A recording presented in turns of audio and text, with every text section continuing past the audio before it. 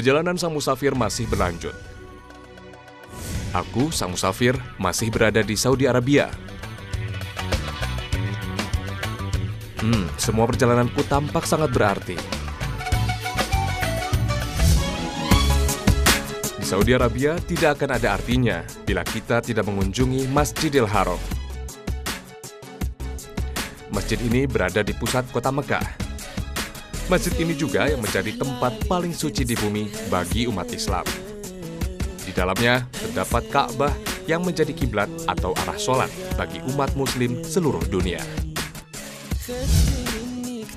Dahulu masjid ini tidak bertembok, akan tetapi dikelilingi oleh rumah-rumah penduduk dari semua arah.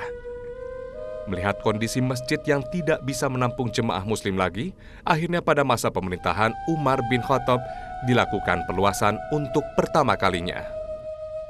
Sejarah Ka'bah sudah sangat lama, bahkan kuno. Sejak ribuan tahun lalu, Ka'bah sudah berdiri. Perbaikan cukup besar dilakukan ketika Nabi Muhammad SAW berusia 35 tahun. Kala itu, masyarakat Mekah sepakat untuk merenovasi Ka'bah. Mereka berupaya memperbaiki tempat suci itu dengan cara gotong royong. Menurut hikayat bahwa Ka'bah ini di awal pada zaman Nabi Adam, pondasi sudah dibangun. Dan ada paparan ayat bahwa Ka'bah itu di situ tempatnya. Kemudian pondasi dibangun pada Nabi Adam, kemudian Nabi Nuh. Tapi yang mulai dalam sebuah ayat bahwa ketika melakukan sebuah peribadatan, ketika itu kan Ka'bah ditutup kembali oleh ketika zaman Nabi ditutup oleh topan badai dan nampak. Sebenarnya Allah memberikan kembali kepada Nabi Ibrahim. Ibrahim bangun kembali itu Ka'bah.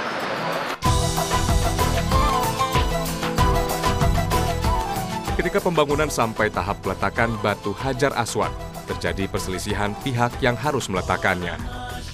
Mereka sepakat orang yang berhak meletakkan adalah yang datang paling pertama di Masjidil Haram. Sekarang mungkin kita tunggu siapa yang datang sekarang. Yang datang sekarang, berikanlah kepada dia masalah kita. Tunggu apa jawabannya. Setelah musyawarah berlangsung, datang baginda Nabi Muhammad SAW. Kita belum Nabi. Belum Nabi waktu itu ya? Belum menjadi Nabi dan belum menjadi Rasul. Nah, ketika datang, Muhammad datang. Permasalahan kita, mari kita sampaikan kepada beliau. Ya Muhammad, berilah kami sebuah solusi. Hanya Rasul menjawab dengan sebuah kearifan, karena hatta orang kafir percaya bahwa dia orang jujur. Gitu. Al-Amin, karena proses itu lama. Ketika dia pengembala, ketika dia berdagang, orang kafir di situ melihat memang anak ini jujur sekali. Dia jujur dan diakui oleh mereka. Sebetulnya kalimat Al-Amin itu dari mereka yang melihat kejujuran Rasulullah, melihat tempat janjinya Rasulullah. Itu mereka. Sehingga digelari Al-Amin. Dan sampai masalahnya, maksudnya masalah mereka disampaikan kepada Rasulullah. Rasul menjawab dengan kearifannya. Coba solusinya, ambil kain yang luas dan simpan Hajar Aswad di tengah-tengah. Pojok kain itu pegang oleh kabilah ini, pojok ini kabilah ini, semua kabilah pegang itunya, dan bawa sampai ke pojok Ka'bah di situ. Bawa ke situ, dan nanti setelah sampai Nabi Muhammad yang menempelkan. Oh gitu. Dibawa, digiring sampai ke pojok Ka'bah dan Rasulullah sendiri yang menempelkan.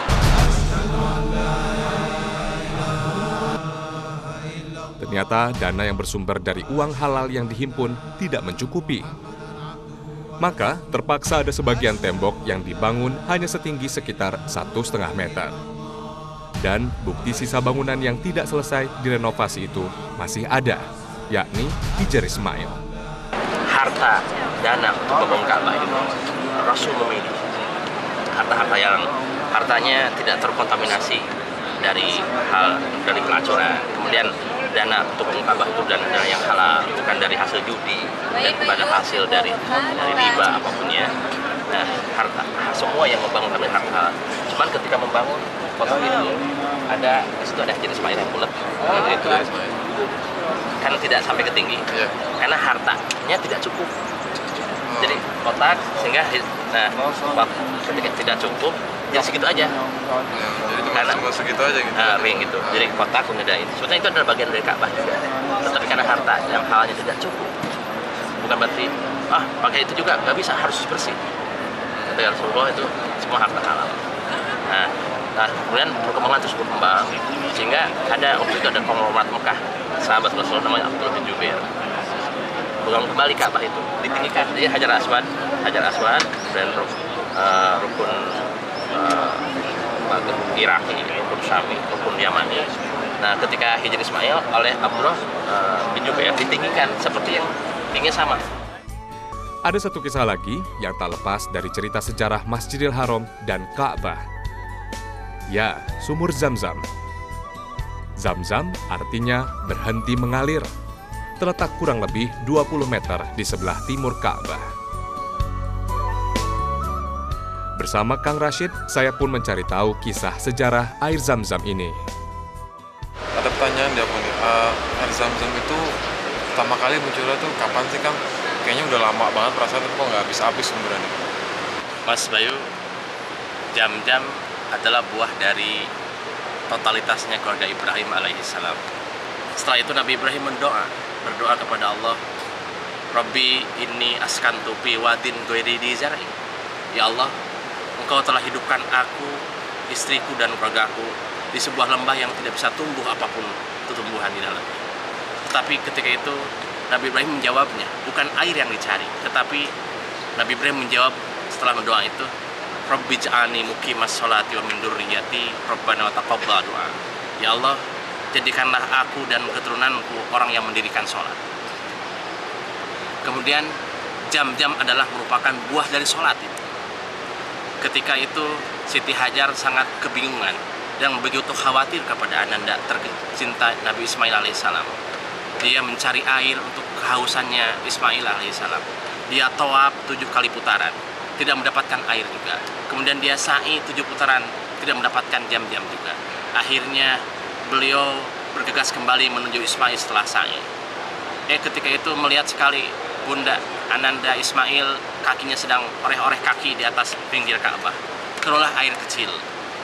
Siti Hajar kemudian bergegas menemui Ismail alaihissalam. Keluarlah air di kakinya itu, kemudian Siti Hajar melakukan tangannya supaya air itu tidak kemana-mana. Kemudian dia Zam-Zam itu supaya air tidak kemana-mana. Dia bikin tanggul kecil supaya air itu tidak berlari kemana-mana. Akhirnya Zam-Zam, kumpullah air. Zam-Zam merupakan buah dari hasil tawaf dan sa'inya Hajar alaihissalam. Jadi setelah amanutnya kuat, kemudian ikhtiarnya rapih, dapatlah buah Zam-Zam sebagai sumber kehidupan ketika itu. Pada zaman Khalifah Umar Ibnul Khattab, Ka'bah pernah dilanda kebanjiran. Masya Allah. Akibatnya, Ka'bah mengalami rusak parah.